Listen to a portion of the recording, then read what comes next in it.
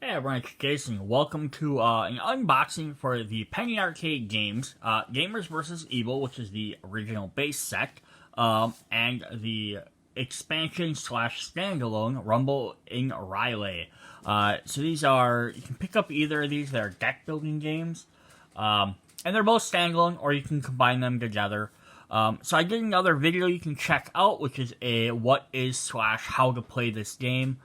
So if you want to know the mechanics of how the game is played, check out that video. So I'm not going to run through here because I want to go through what all the cards are. But just in case you're checking out this one first, the basic gist, it's a deck building game. You start off with very simple cards that everyone has sort of the same exact starting hand. There's slight differences based on what character card you play as. Then you are just basically playing cards to purchase various decks of cards to try and make your deck better. And then as you're gonna play a hero card, you're gonna have starting cards, you're gonna buy red and green cards, you're gonna try and defeat bosses, green and red bosses. And basically what happens there is then when either you fully defeat a boss who gets 3 levels, or you empty 4 piles of cards, the game is over, and then everyone adds up their victory points. So the table basically looks like this. You have all these decks set up. Every card in the deck is the same straight down, which is very different than like the like DC or Marvel deck building games, or any of some of the other ones I went through. This is more like Dominion, where everything's always the same. So you always know it's the same going top to down. Boss will have special cards you gain as you beat them. And that's basically it. You play cards, buy new cards, make your deck better. There's also attack and defense cards, so you can attack each other. And the book does a good description of going through some. There we go. Okay, so the game is over when 6 stacks of cards are completed. I think I keep saying 4, but it's supposed to be 6. Which is about not quite half the decks. Here's a bunch of people that worked on the game, so awesome for them. And it might be available on the App Store. I don't know if it is anymore. The expansion or second set, Rumble and Riley, adds gold cards, which just add an extra little layer to the game. But otherwise, it adds a bunch of new cards. The basic cards are the same. But yeah, okay. Here it's 4 if you add the gold cards. It's 6 if you don't play the gold cards. That's where I was confusing myself.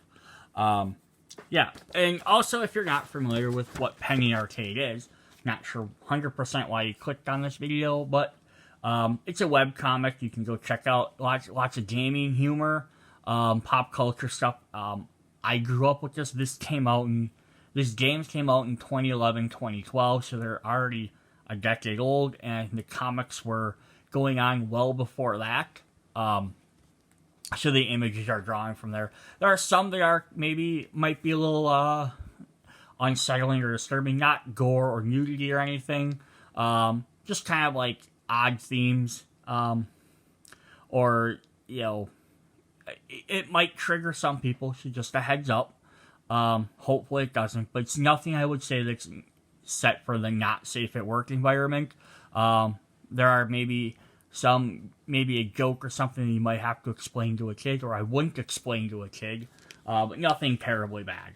I mean, you can see there's like, they're using guns, they're fighting monsters, things like that. Alright, so we're going to go ahead and start checking out these cards. So, first thing we're going to do is just look at our standard cards. We have our standard basic cards that go in your hand. We have the red cards, which utilize power. And they'll have a little power symbol there that matches the power. So basically, red cards are used to buy more red cards. They're generally more attacking. This is the Cardboard Tube, wielded by the Cardboard Tube Samurai, which is one of the characters from the comics. And you're going to get a bunch of these, because each player will have a different amount. They're your starting hand cards. We are also going to get the quarter cards, which have the Penny Arcade symbol, which are usual tokens down here, and they cost 1 token. I don't know why they called them tokens here and then called them quarters there. There's just the back of a card in case anyone's curious. So you got your starting cards. Other starting decks you're going to get are Pax Box. This just kind of sits out. Some cards give you these. These are negative cards. They go in your deck. They basically waste your space. You have less cards to play as. And they give you -1 VP at the end of the game. So you want to get rid of these. You don't want to be sick. There's also one card for deleted. This is just in case you have to delete cards from the game. It's like a KO type pile. Just so you have them separate. Most games don't ever provide you with this. They just assume you'll figure it out. But I think because of the nature of this game where you're always looking at the top of a face-up deck, that you can kind of just set cards like sideways on here or something like that, so you know that that's in the deleted pile. Just a good visual reminder. So it's actually kind of a nice little thing. Then we're going to jump into the character cards before we get to the cards of the deck. So the character of the big Penny Arcade, they're oversized cards. And we have Gabe, who's one of the titular characters for Penny Arcade. So he has 7 quarters and 5 cubes. This is one thing I found was really fun about this game. Is that every character starts with a different type of hand. So like the Cryptic Zoic also does a DC game, which just gives everyone different powers. But it's basically like Superman gains bonuses from playing superpowers. Batman gains bonuses from playing equipment. You know, Wonder Woman gains from defeating villains. So basically playing that character like straight up based on its ability tells you exactly how you have to play your character to use their ability. This doesn't quite do that, but it kind of leans into it a little bit. Because since everyone's going to start with a slightly different hand, so if I'm playing as Gabe, I have quarters, I'm going to buy more green cards, because they give me tokens. Plus I get 1 token every turn, so I always have 1 extra buy power. Where on the other side, we have Tyke, who has 5 quarters and 7 cubes and gains 1 power, so it's the exact opposite. So he's going to be more wanting to buy red cards. But it doesn't dictate that's all you can do. It's just you're going to be aiming a little bit more that direction. But it's like, if I decide to buy green cards, it's not like my abilities necessarily being wasted. Because that might depend on what other cards you have in your hand. We have Jim Dark Magic, who has 6 and 6. Says at the start of each of your turns, you may reveal 5 cards with different names from your hand. If you do, +2 tokens, +2 power. So like his is going to benefit from him buying different cards versus all the same cards from one stack. We have Carl, who also has 6 and 6. Green boss loots cost 1 token less to buy. Red boss costs you 1 less power. So he kind of wants to focus on getting bosses. We have Scoutmaster, who has 7 and 7. Says when another player buys a boss loot, draw 2 cards. So yeah, very conditional. We have Crazy. I love these are directly from the comics. So it says he has 6 quarters and 7 cubes. It says when you buy a green card and a red card this turn, draw an extra card at the end of your turn. So if he buys both, he gets a bonus. Mr. Period, one of my favorite characters. If you play 4 more green cards this turn, +1 token.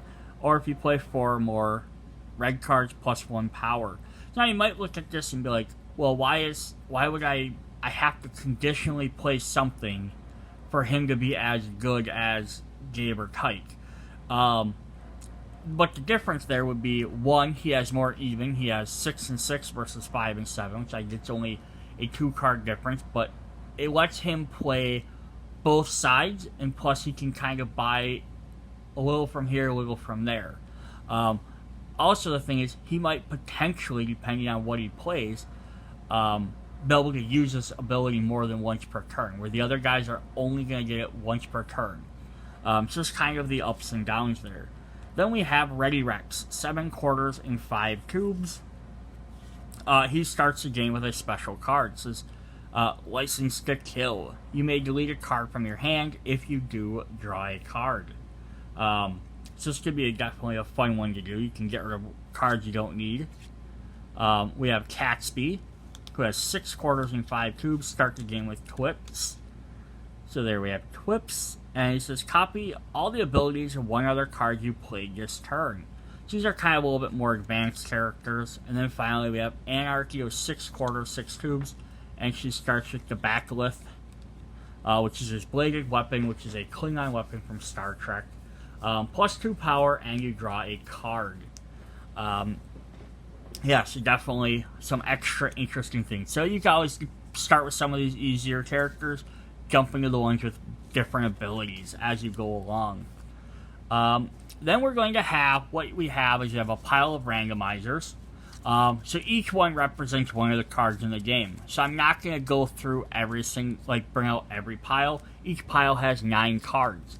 We have 2 cards that don't have randomizers, which are Merch and Flesh Ripper. So they always have 9 cards as well in their decks. So all deck sizes are always the same. But these 2 are supposed to be played in every game. So as you play later games, you could probably take these out and add other different things. But these are kind of meant to be in the middle power level with 3 tokens and 4 power. So Merch will get you 2 tokens. And Flesh Ripper cost 4, gets you 2 power and a victory point. So it costs 1 more, but you gain a victory point for it. But yeah, these are generally meant to be in every game. But again, like I said, as you start playing more game, or especially if you buy both expansions, you might want to try taking them out and just adding some other different difficulty cards in there. But it might also throw off, meaning you don't have something in the middle to play.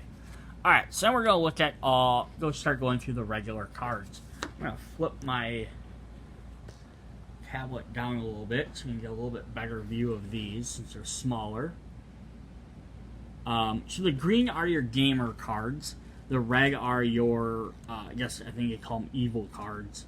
So we have Psychic Cat, Stone Yeti, and Hawkman with a laser gun. And this is all stuff from the Penny Arcade comics. If you've never read these and you're seeing these, it might be worth checking out if you find these enjoyable. You may discard a quarter and a cardboard tube. If you do, +3 power, +3 tokens. Otherwise, 1 power, 1 token. So it's kind of a fun one. We have Bat Milk. Reveal the top 2 cards of your deck. Reveal any green cards. Put any green revealed cards into your hand. Delete the rest, or put them back on top of your deck. So this gives you an option of getting rid of cards you don't want. Maybe thinning out your deck. Different things like that. Because as you go along, you might want to start getting rid of your basic cards, your cardboard tube, and your token, because they're not worth any VP. And you start drawing stuff that give you more power, more tokens. You want to draw them cards more often. So you definitely want to start getting rid of your basic hand as quick as possible. Not as quick as possible, but fairly soon. Green cards, as you'll notice, also don't have any victory points. They usually give you extra bonuses, like drawing cards or finding cards, versus giving you points towards the end of the game. We have the Sorcerer, +1 token, +1 power, and draw a card. Ninja Baby, +1 power, and this says PvP defense. So PvP stands player versus player. So there are some cards in the red set that'll have, like Giant Snake here, which have PvP attack, which says each opponent may choose to gain a Pax Pac. If he doesn't or can't, he discards a card. So if I play this on my turn, I get 1 power, and I can choose every opponent. Well, I don't choose it. It's every opponent has to either do one of these things, unless they have a Ninja Baby, for example, in their hand. They could discard this to block that attack, and if they do, they get to draw a card. So basically, they're going to get rid of this and then replace it, so they're not losing a card on their turn. But they won't have access to that 1 power. Blocking an attack, though, does not... so here's Laser Squid. Does not negate mine. So I'd still get my 3 power if I play this, even if someone blocks the attack. So that's not an issue there. We have the Pickle Recognition Engine. Reveal the top card of your deck. If it's green, 5 tokens, otherwise 1 token, and then leave it on top of your deck. Werewolf with a top hat, 3 tokens, 3 power. Sistine, Bow of Black Maiden, +2 power. The Fairy Candymancer, plus 2 tokens, you may delete a card from your hand. If you delete a Pax Box, draw a card. Touch Wieners, which is based off the Touch Dogs game from Nintendo DS. 2 tokens.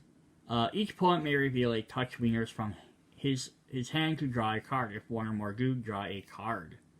Yeah, so it's kind of fun. So if anyone else has it, you can kind of team up. Robot Cowboy Angel, draw a card with PvP defense. To discard this card to block, if you do, draw 2 cards. World's Biggest Grape, plus 3 tokens. Natural 20, double the tokens and power of a card you played this turn. And finally, Magical Unicorn. If this is your first card played this turn, you may discard this. Discard your hand to draw 6 cards, otherwise 1 token.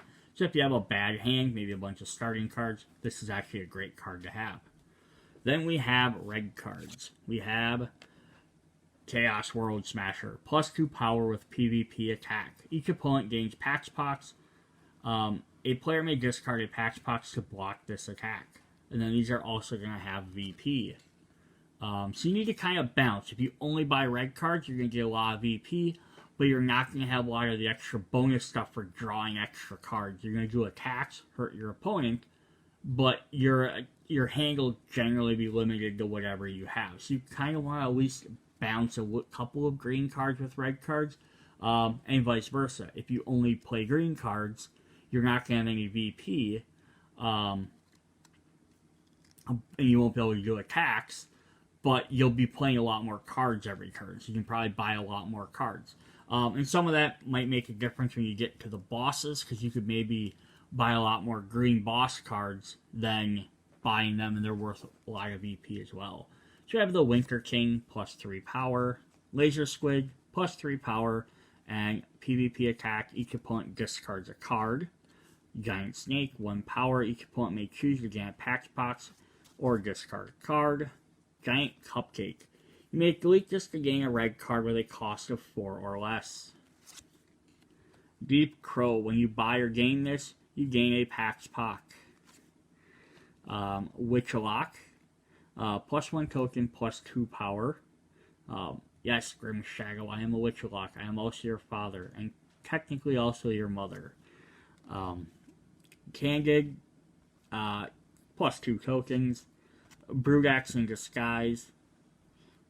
If used to buy boss loot, plus 3 power, otherwise plus 1 power. Tiny Back, 1 token, 1 power. The Scrotum. If you already have played another Scrotum this turn, plus 4 power, otherwise plus 1. Div, short for Divix. You may play a green or a Pax Box card from your hand. If you do, plus 2 power, otherwise plus 1. And the last one is Evil Gumbo. Plus 2 power with PvP attack.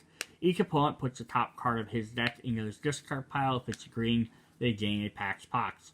You can kind of see which direction, like the green and red kind of conflict and hate each other. They don't really generally work together. But you kind of have to find that balance at times. Alright, so the last cards we have for the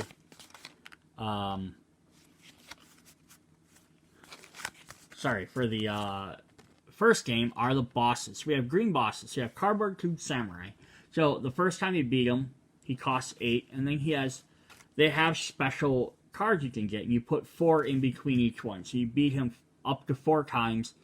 You can get 4 different cards. Then you have to fight level 2, so now it costs 10 tokens to beat him to gain the other 4. And then it finally reveals his third form, which is costs 13, but this also nets you 7 VP, and it ends the game. Now the boss loot cards are very powerful. So you have Honor, Virtue of the Tube. So these are all Virtue of the Tube cards. So when you get any of these green cards, you have to roll a die when you play them, a d20. So if you get a 1, which is a critical miss, each opponent draws a card. 2 to 7, you get 3 tokens, or 18 to 19, which is generally a success or an auto hit, or as they call them, criticals. Plus 3 tokens, and double your tokens from all other cards this turn. So these are definitely a lot more powerful and worth picking up, but you're going to depending on when you get them, they're going to cost a lot, but you get a lot of victory points. We have Compassion. Each opponent draws a card, 3 power, 3 tokens, or 6 tokens and 6 power. Spirituality. Each opponent draws a card, plus 2 power, plus 2 tokens to draw a card, or critical, 4 power, 4 tokens to draw a card. Justice. Each opponent draws a card, plus 4 power, or critical, gain a red boss loot, which is definitely fun. You have to pay for it. Humility. Each opponent draws a card. Draw 2 cards at the end of this turn. Draw 2 extra cards. So that would be for your next turn. And then critical. Draw 4 cards. At the end of this turn, draw 4 extra cards. Valor. Each opponent draws a card. Gain a face-up red card. Put it in your hand. Or critical. Gain up to 2 face-up red cards and put them in your hand. Honesty. Each opponent draws a card, plus 3 tokens, or critical, plus 6 tokens, and you may put any number of cards you buy or gain this turn on top of your deck. And then his last one is Sacrifice. Each opponent draws a card. You may delete a card from your hand. If you do, plus 3 tokens. And critical, you may delete any number of cards in your hand. If you do, plus 3 tokens for each card you destroy. So now this is what makes this kind of fun, because like the main deck cards are always the same straight down.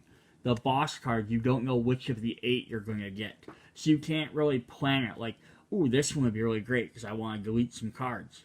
I can buy them Deep Crows, gain that patch box, use this to delete them. If you get this card right away, great, you can maybe plan that. But this also could be the 8th card that's unlocked. Alright, so then our second boss for the green is Jolly Old St. Nicholas, who also costs 8, 10, and 13, so they kept the totals the same. He's going to have his abilities.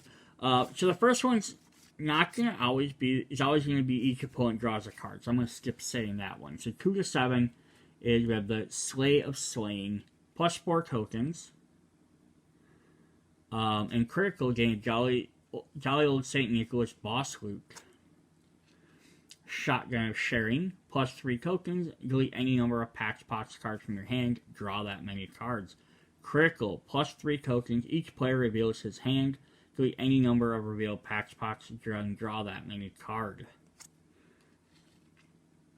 Frosty the Hitman, gain a face-up green card, put it in your hand, and critical, gain 2 face-up green cards, put them into your hand.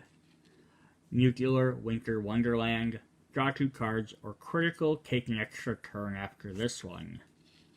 Howitzer of Holiday Joy.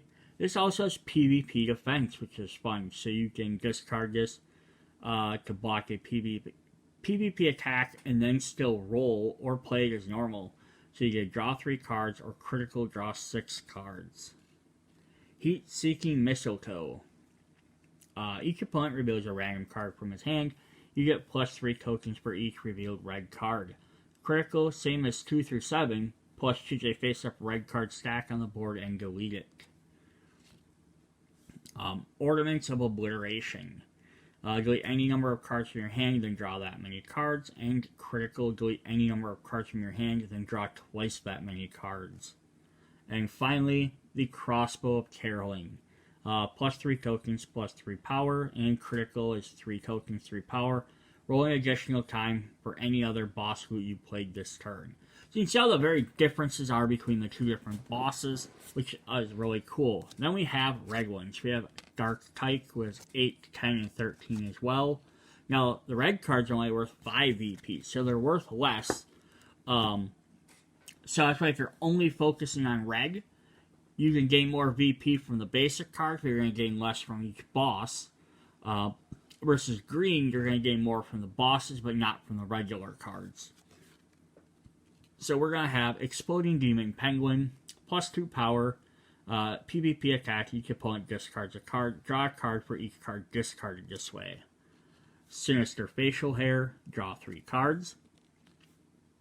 Unstoppable Zombie Ninja Army, 2 power and PvP attack, each opponent gains 2 Pax Pox. Golden Appendage. When you buy or gain this card, put it in front of you for the rest of the game. Draw an extra card at the end of each of your turns. Secret Volcano Lair, plus 1 power. Gain a second copy of the first face-up red card you buy this turn. Easily disarmed explosive device. 2 tokens. You may use your tokens as power this turn instead. Killer, female, robot, assassin. +2 power. You may put any card you buy or gain this turn on top of your deck in any order.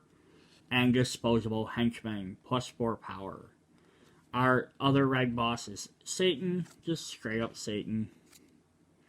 So he's got the same level, same things. We have the Deadly Sins of Gaming. Kill Stealing. +2 power. You may use your power as tokens instead this turn. Camping. Keep this in front of you. +1 power each turn. You get +1 power for each PvP attack you play this turn. Ninja Looting. PvP attack. Each opponent discards 3 cards. Griefing. PvP attack. Each opponent gains 2 Pax Pox. Trolling. Draw 3 cards. Nerd Rage. +4 power. Cheesing. Double your power this turn. And Sploiking. Reveal the top 4 cards of your deck, delete 2, and then draw the other 2. Alright, so that was all of the cards from the base game. Gamers versus Evil. Then we will check out the other set here. So now we're going to jump in and look at the cards from the second game, Rumble in Riley. Alright, to start out, we're going to get our big decks full of Cardboard Tube Samurais and our tokens, the same as the original set. Now, one thing just to point out, in case if you ever care, is on the bottom of the cards is where they will have the dates. So 2011 is the first set, 2012 is the second set. There's no, expansions for this because it doesn't really matter. Once you buy them, you can just mix all the different cards together. You keep, it's actually the whole point of the randomizer. So we're going to have our set of Pax Pox and our 1 deleted. So you're going to gain the same things you're going to have in the base set. So those cards, as well as our 2 stacks of Merch and Flesh Ripper, which don't have randomizers again. Same artwork and everything, nothing different there. Just the dates on the bottom would be different. Those cards will all be the same in both sets. So if you buy them, you're just going to have extra of all of them.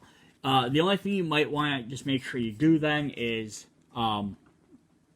don't just combine all your Pax Pox cards together, because it's one of the decks that can run out. And don't combine all of the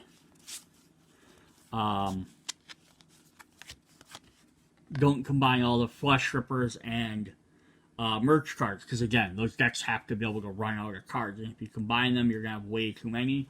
Unless you want to play with the fact is those decks can be unlimited and they can't run out, or semi-limited. It'd be a lot harder for them to run out. You could always play a version like that if you want. It would basically just mean there's 3 decks of cards that can almost probably will never run out. Alright, so here's our new character cards. So we have Tranquil Tyke, who has 8 quarters and 4 tubes. So you can see he has a lot different than the other one. At the start of your turn, you may reveal your hand. If you reveal a hand with no cardboard tubes, you get +2 tokens. We have Warsun Game, who's 6 quarters and 6 tubes. So it's fun though that they made some different versions of these characters. So they're not all the exact same or just opposites of each other. The first time a card tells you to draw 1 or more cards during your turn, draw an extra card. We do have alternate versions of these guys. We have Tyke a Muris Brahe. So this is his, based off of the video game they play on the Downpour on the Slick. Oh, I can't remember the exact name. It's a fun little video game you can get. It should be available on Steam. 4 quarters, 8 tubes. When you play a boss loot, you may delete a card from your hand or discard pile. So what's fun here is that his 2 cards now, instead of the base set where Gabe and Tyke had opposites, his 2 cards have opposite. One have more tubes, one has more quarters, but it's a very big difference. And then both of Gabe's here, both are right straight down the middle of 6 and 6. It is Monkey King Gabe. If you play at least 5 different cards on your turn, plus 2 tokens, plus 2 power. I also like the fact is now 4 or 6 people can play the game, and everyone can be either a Gabe or a Tyke. You can just play 2 main characters if you'd like. We have Carapace, the Crabomancer, who's going to have 5 quarter 6 cubes. He starts with the Staff of Carapace, who says, choose a face-up green card on the board at the cost of 5 or less. This is a copy of that card this turn. We have Edgar Allan Poe, 7 quarter 6 cubes. When you play your 4th green card on your turn, you may draw a card. We have Frank, 6 quarters and 6 cubes. You may place the first non-boss card with 4 cards or less you buy. You may place the first non-boss card with the cost of 4 or less you buy each turn on the top of your deck. We have Comic-Con Anarchy, so now you get a second version of her. When you play your 4th red card your turn, you may draw a card, 6 quarters and 7 cubes. We have Charles, 6 quarters, 6 cubes. At the end of your turn, you may spend 5. You spent 5 or more tokens and 5 or more power this turn, you may delete up to 2 cards in your discard pile. This is kind of a play because he's into Apple and iPod products. So it's basically, he spends a lot of money, he gets a bonus for it. And then we have Nutsy as our final character. 4 quarters, 7 cubes. And you start with Puppy Cuddles. 2 power, PvP attack. Each opponent reveals the top card of his deck. If it costs 1 or more, he gains a Pax Poc. So that's definitely some fun new characters to play as. We have our randomizer cards. So we're going to have Anika. Says if you play a gold card this turn, plus 4 tokens, otherwise plus 3. Bono Trask Time Squeezer. If Bono Trask stack has cards left in it, plus 2 tokens, otherwise plus 1. Bromance. Plus 2 tokens, high 5 a player of your choice. You each draw a card because you're bros now. Kittens, plus 4 tokens. Magi Quest Merchant, plus 3 tokens. You may delete a card in your hand or discard pile. Photoshop Hero, plus 3 tokens. When an opponent buys a boss loot, you may reveal this to gain you may reveal this card to gain a Photoshop Hero. Preschooler Lisa, plus 2 tokens, PvP defense. You may discard this card to block a PvP attack. If you do, draw a card, you may delete a card in your hand or discard pile. The Super Hot Ostrich, plus 2 tokens. Each opponent reveals a hand. Each opponent reveals 1 or more boss loots, plus 1 token. The Salmon, Salvio, and Hindsight. Plus 1 power, PvP defense. You may discard to block an attack. If you do, draw 2 cards. And our final green card are Giraffe Problems. Discard the top card of your deck. If it has a cost of 1 or more, 3 tokens. Otherwise, 1 token. Our red cards are Spectral Worm. Plus 2 power and draw a card. The Globfather. Draw a card, move the Glob token to a new non-boss stack. Cards under the Glob token can't be bought or gained. So we are going to get a little double-sided Glob token there to keep track of that. Gulf Cyborg, plus 3 power. This deck just minus 1 VP, which is fun. Head Crab, plus 3 power, PvP attack. Each opponent must bounce a Pax Poc on his head, maximum 1. If the player drops it before the start of the next turn, he gains it. Highly Trained Badgers. If you play a gold card this turn, plus 3 power, otherwise plus 1. Man-Sized Spider, plus 2 power. If your discard pile is empty, gain Flesh Ripper. Free Player User. Plus 1 token, PvP defense. You may discard this to block a PvP attack. If you do, draw 1 card. Nipple Crabs, plus 2 power, PvP attack. Each opponent gains a Pax Pox. Professor Necrodeg. You may delete this card to gain a green card with a cost of 4 or less. And Wereswan. When you play this card, any opponent may reveal a Wereswan from his hand. If the opponent does, +1 power, otherwise +2 power. And then we're also going to have some gold cards, which are worth more VP, but again, they count as both red and green, but you also have to pay both to get them. So you have Gun Horse. Gain a face-up non-gold card, put it in your hand. Diabolus. +1 token, +1 power, and draw a card. Sad Zombie. PvP attack. Each opponent puts a Pax Pac on the top of his deck.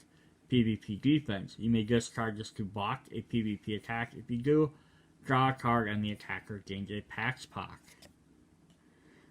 Game Face. If you play at least 3 other green cards this turn, +4 tokens.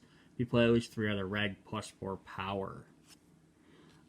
Gabe's Gross Mouth. +2 power, +2 tokens. You may delete a card from your hand or that you played this turn. And then finally, Magefish. 1 token, 1 power. Look at the top card of your deck, you may delete it. So the gold cards add some more fun. Would have definitely been cool if they added more expansions just for that reason. Until then we have bosses, are the last thing we have to go through. So we have some more green bosses. We have Tyke's Grandma, which keep the same thing. They have 7, 10, and 13. With 7 victory points. So I like that they kept all that the same. We have birthday checks. It's still going to be the same thing with rolling a die, so I'm going to skip that first one. Zoom in a little bit more there. Let's see if we can get this to actually focus. Gain a face-up card with a cost of 5 or less, put it into your hand. And critical, gain a face-up card with a cost of 10 or less, put it into your hand. A Delicious Mystery. This is the first card played this turn. Discard your hand and roll. Otherwise, gain 2 tokens. Draw a card and roll again. Or critical, draw 2 cards. Family Reunion. Choose a card you played this turn. Put up to 2 copies of it from your discard pile into your hand. And critical as above, but put up to 4 copies of it from your discard pile into your hand instead. Grandma's Love. Each player draws a card, and critical, each opponent discards his hand. Grandma's Man Candy. Stays in front of you, so if you roll, draw a card, and crit, draw 2 cards. Basically, you use this effect every turn, if that's not clear. Thanksgiving. Each opponent reveals a random card from his hand.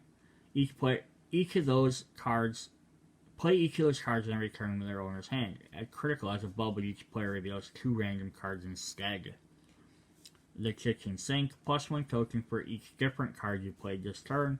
Or critical, +2 tokens for each different card. And then Turkey Trilogy. It says PvP attack. Roll for each opponent. That opponent draws a card. That opponent gains a Pax Pac, and you draw a card. Or critical. That opponent gains 2 Pax Pacs, and you draw 2 cards. Alright, so then we have our red boss. We're only getting 1 in here, versus the base game. We got 2 of each. We're only getting 1 red, 1 green, because we're also getting that gold. So you have Cthulhu. That's just 3. Dreaming of Riley. When you play this card for the first time, put it into the bottom of your deck to draw 2 cards. When you play this card for the second time in a turn, gain a non-gold boss loot. Human Sacrifice, +2 power. You may delete any number of cardboard cubes from your hand for each deleted, gain 2 power. Non-elucidating Geometry. You may put any card you buy or gain during your turn on the bottom of your deck in any order. Tentacles of Terror, +3 powers, PvP attack. Each opponent reveals the top card of his or her deck. You choose whether or not he discards it. Each player discards it, gains a Pax Pac. Call of Cthulhu. At the end of each your opponent's turn, say Cthulhu Flagging. And if you do, discard a card, then draw a card.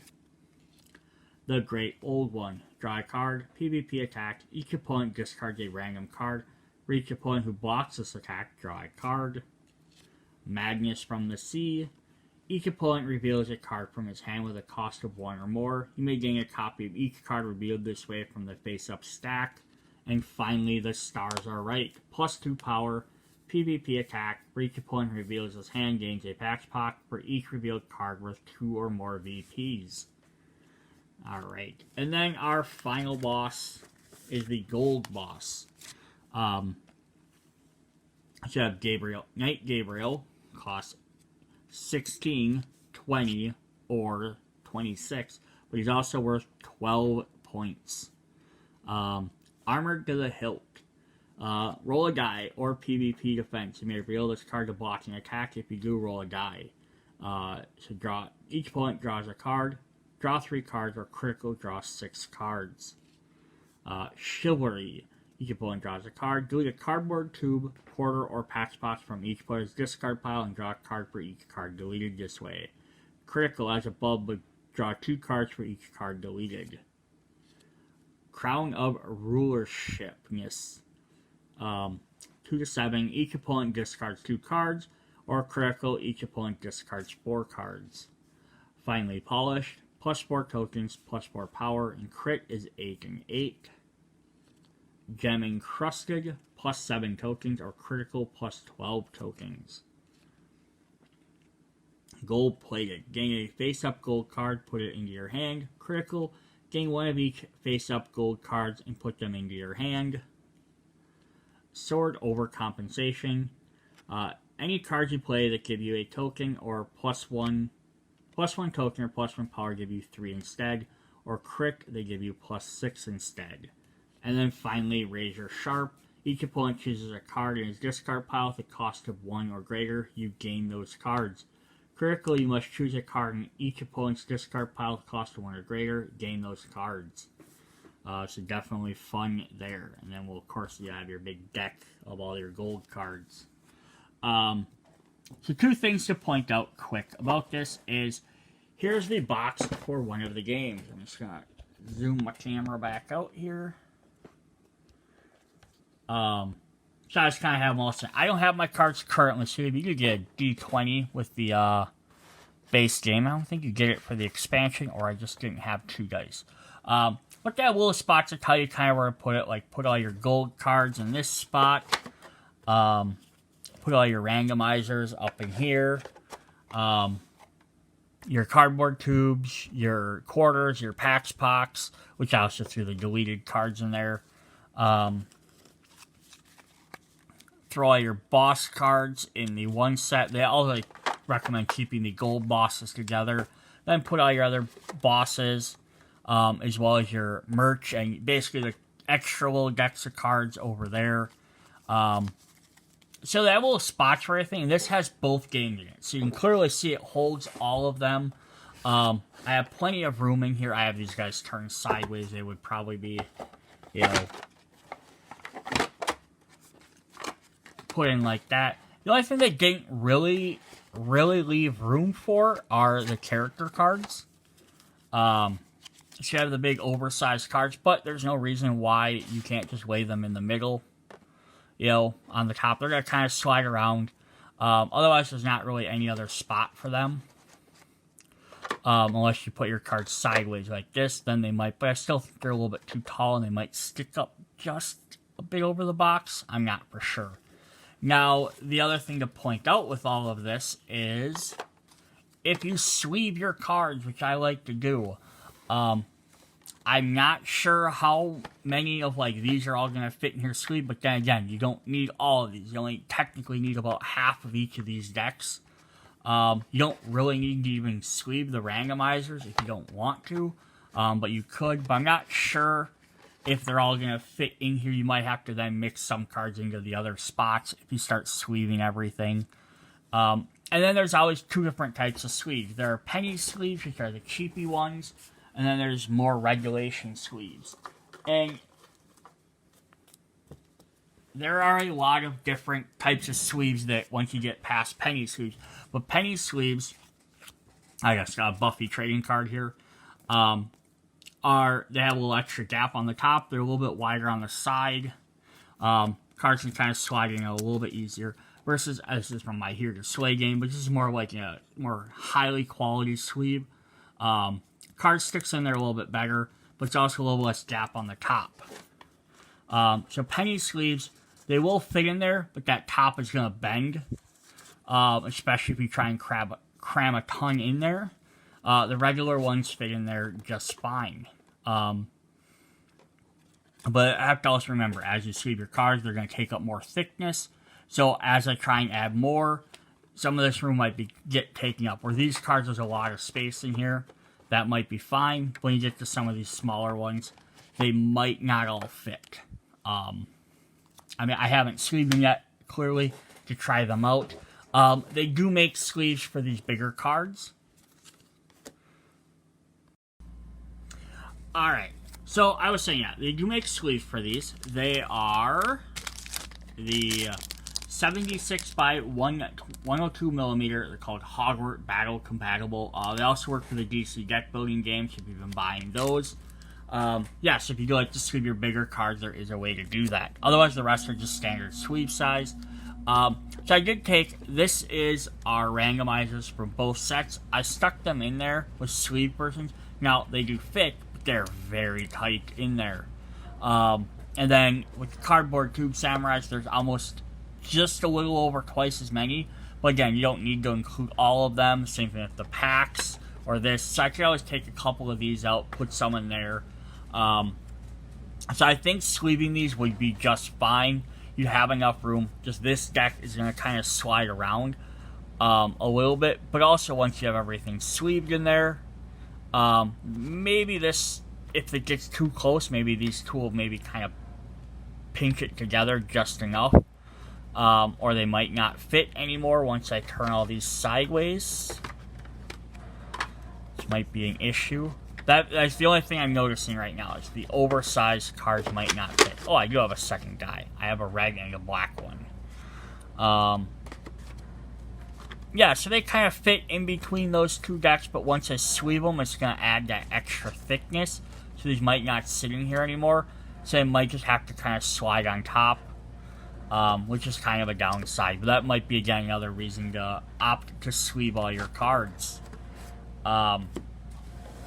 Alright, so final note on the thing is, which should you pick up? Do you want the second one, the Rumbling Rylai, or the base game, Gamers vs. Evil? I would say pick up both. There's no reason not to. If you're going to be a fan of this game, you're going to want all the cards for it. It's only 2 expansions.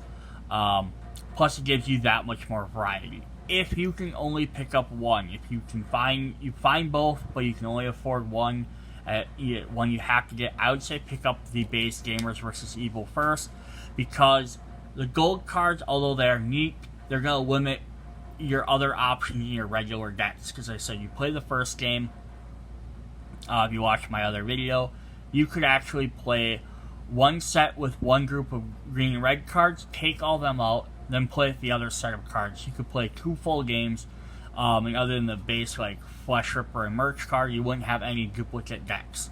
And the same thing, there's 2 bosses for each, you can swap out the other bosses. Whereas, if you play the other one, I think there's enough, you can do the same thing because of the gold cards, you can have half gold, half that, but the bosses, there's only one of each boss, you're always going to be fighting the same 3 bosses. So that's only the minor difficulty, and then plus having all the extra gold cards. If you have to play, if you buy the second set, you have to play with the gold cards, I think. You wouldn't have to, just if you don't, then you're gonna have less options. You're gonna be using more of your green cards, and green and red cards, and you won't be able to play a second full game without them. Yeah, I would just recommend picking up both. I really wish I would have made more expansions for this, or maybe include like other games that utilize this mechanic. Like I said, it has some concepts of like Dominion, has some stuff that kind of mirror like the DC game with like the oversized cards. Some of the stuff that sort of mimics the Marvel type games with having dual power sources, which the other 2 games don't have. They just have golden power. But yeah, it would have been definitely cool to see other things or other maybe franchises latch onto this. But that's what we got for this. Hope you guys enjoyed the video. If you haven't checked out the how to play, check out that, or check out my other online creator videos I've been posting in this playlist. See you guys later. Bye.